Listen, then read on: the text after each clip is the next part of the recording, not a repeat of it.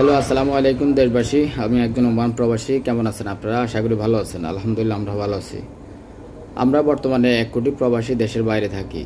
1 কোটি প্রবাসী দেশের বাইরে থাকি। আমরা যখন দেশে ছুটিতে যাওয়ার চিন্তা ভাবনা করি বা বাড়িতে জানাই আমরা দেশে আসতেছি, তখনই আমাদের শুরু হয় আমাদের কাছ থেকে বিভিন্ন ধরনের গিফট আইটেম, পরিবার পরিজন আত্মীয় স্বজন চাওয়া।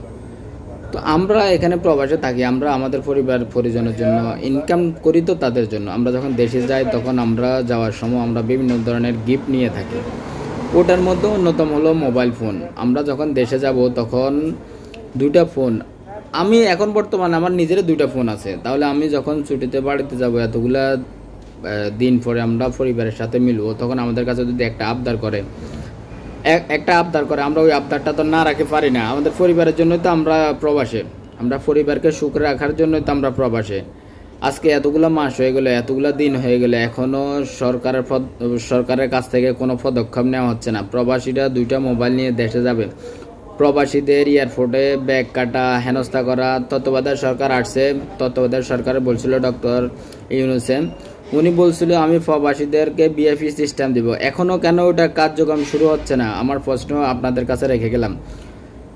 আজকে এতগুলা দিন হয়ে গেলে, এতগুলা মাস হয়ে গেলে, এখনও প্রবাসীদের এই 2টা মোবাইলের যে বিষয়টা ছিল, এখনও কেন এটা প্রত্যাহার করতেছে না? এখনও কেন 2টা বেশি মোবাইল নিয়ে গেলে এয়ারপোর্টে হয়রানি হওয়া লাগে? এয়ারপোর্টে আমরা প্রবাসীরা যখন এয়ারপোর্টে যাই, আমাদেরকে কেন হয়রানি হতে হবে? যত দোষ সবগুলো আমাদের প্রবাসীদের গাড়ে কেন আসবে?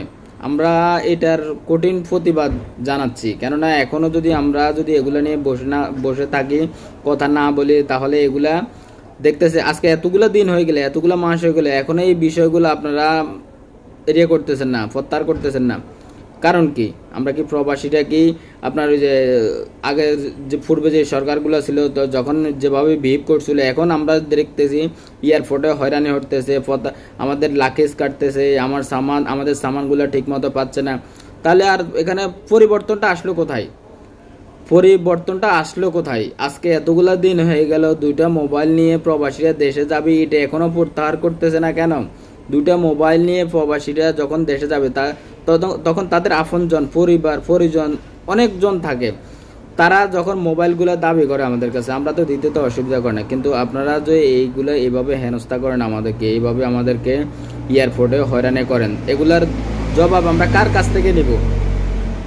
আপনারা আজকে দেশ স্বাধীন করছেন, আজ এতগুলো দেশ হয়ে গেল, আপনারা শুধু একা দেশটা স্বাধীন করছেন, প্রবাসীদের কোনো ভূমিকা ছিল না দেশ স্বাধীন করার পিছনে?